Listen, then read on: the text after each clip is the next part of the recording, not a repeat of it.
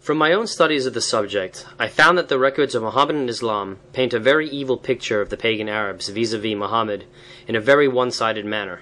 What, according to your research, are the facts? First and foremost, I would like to point out the following facts to our listeners, even though I have mentioned them in earlier chapters.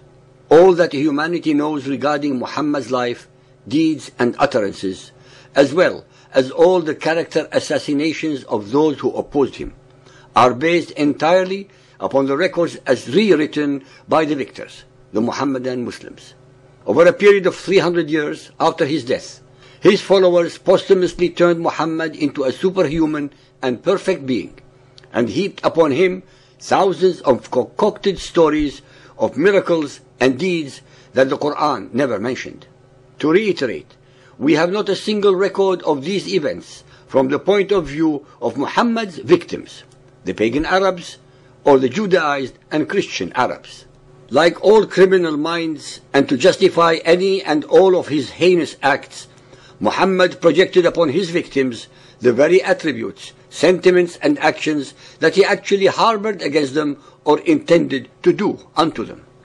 All the hadiths show beyond a reasonable doubt that it was Muhammad who always initiated all acts of aggression against his victims, starting with his own kith and kin, the Quraysh, then other pagan Arabs, then the Jews, and finally the Christians. To prove our statements and conclusions, we never have to deceive, lie, or misrepresent anything regarding Muhammad's Quran or the Hadiths, because, as we have repeatedly and amply demonstrated, the Quran and Hadiths self-destruct. It was Muhammad who insulted his people's gods. It was Muhammad who denigrated their centuries-old religious beliefs and traditions. It was Muhammad who consigned all their dead, their mothers, fathers, sisters, brothers, etc., to eternal perdition just because they did not believe as he did. The fact that they let him live speaks volumes about their decency, tolerance, tribal loyalty and compassion.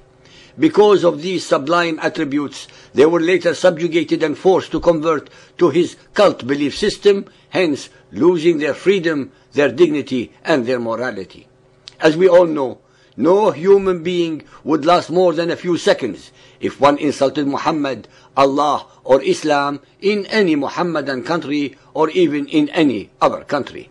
Please remember these facts at all times, as I open for you Pandora's box of Muhammad's version of justice, mercy, and compassion. Al-Tirmidhi Hadith 117, narrated by Ali ibn Abu Talib. Khadija asked Allah's apostle about her children who had died in the days of ignorance. Thereupon Allah's messenger said, "They are in hellfire." And when he saw the sign of disgust on her face, he said, "If you were to see their situation, you would hate them." She said, "Allah's messenger, what about my child that was born of your loins?" He said, "It is in paradise." Then Allah's messenger said, "Verily, the believers and their children will be in paradise, and the polytheists and their children in hellfire."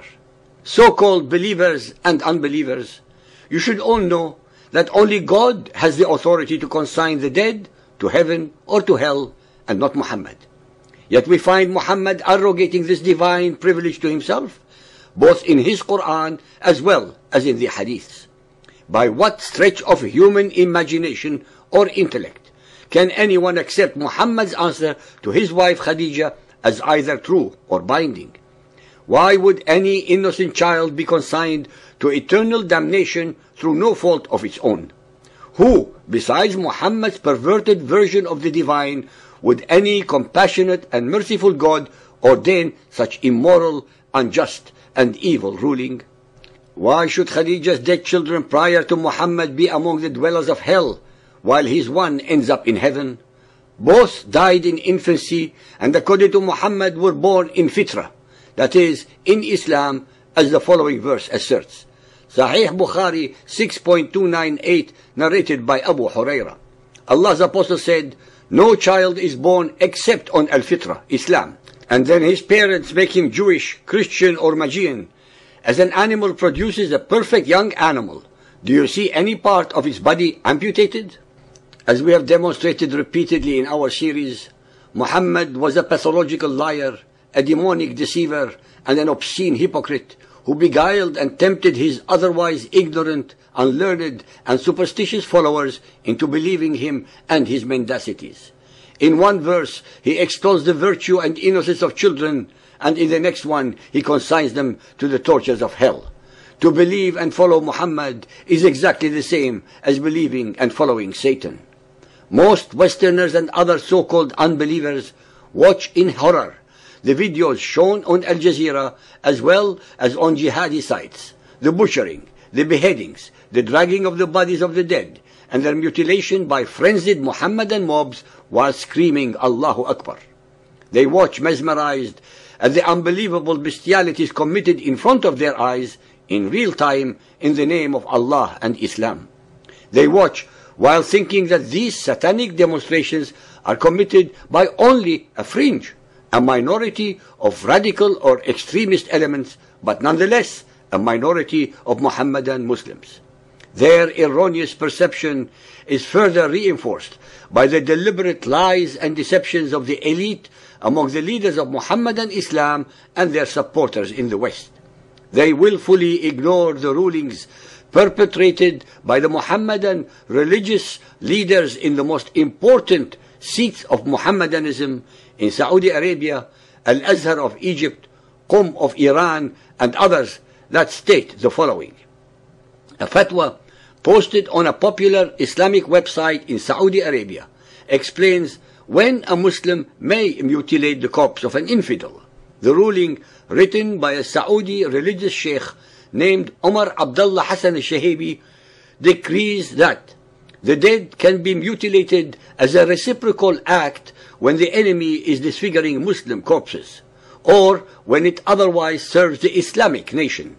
In the second category, the reasons include to terrorize the enemy or to gladden the heart of a Muslim warrior. The religious ruling was evidently posted to address questions about the conflicts with the West and is not confined by geography. In fact, in each of 2 gruesome attacks in Saudi Arabia that left 25 foreigners and 5 Saudis dead, a Western corpse was dragged for some distance behind a car. One was the body of an American engineer in Yambu, the other a British businessman in Khobar.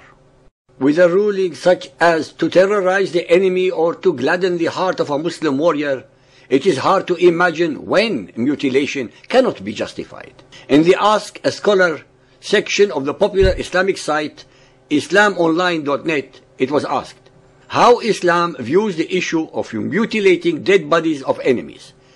Sheikh Faisal Mawlawi, the deputy chairman of the European Council for Fatwa and Research, answered by declaring that mutilation is not allowable under Islam. But then came the loophole. It is possible to mutilate the dead only in case of retaliation. If one inflicts any physical damage on anyone, one should be retaliated against in the same manner.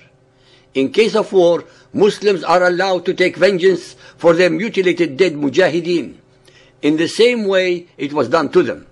This then, he explained, is the teaching of the Quran, Al-Nahl, chapter 16.126, which recommends patience but authorizes revenge. June 19, 2004, Saudi Arabia. Paul Johnson, an American engineer, was beheaded and the gory picture of his severed head was posted on the internet. May 2004, Iraq. Nicholas Berg, an American citizen in Iraq, was caught and beheaded. The gruesome act was shown in Arab television Al Jazeera.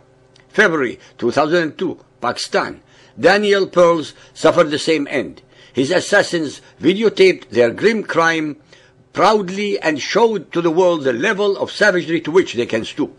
Mutilations, decapitations, and other horrendous acts of barbarity have become the hallmark of Muhammadan Islam's terrorism. But where did these so-called fighters get their inspiration from?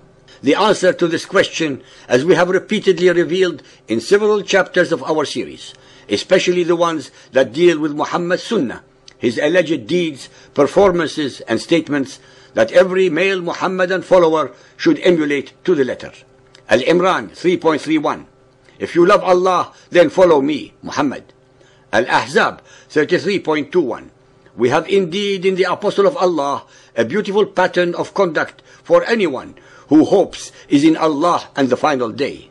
Miskat al-Masabih 1, page 173, the Book of Allah and the Sunnah of the Prophet. I leave with you two things. If you hold fast by them both, you will never be misguided. The Quran and my Sunnah.